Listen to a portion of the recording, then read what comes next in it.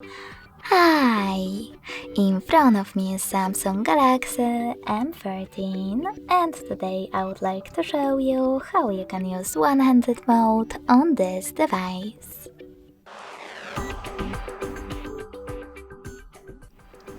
First of all, go into Settings and scroll all the way down to access Advanced Features.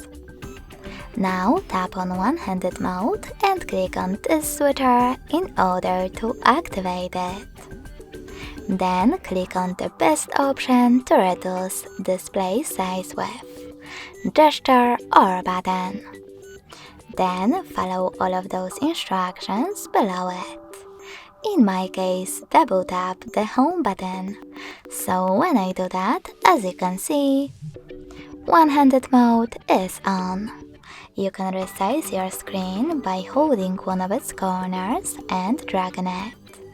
In order to change placement of it, click on this little icon on one of its sides, or hold this line at the top and drag it. In order to go back, you need to click on this blurry area.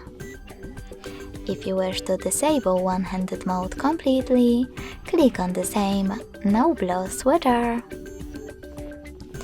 Thanks so much for watching. If you enjoyed this video, smash that like button, comment and subscribe. Bye!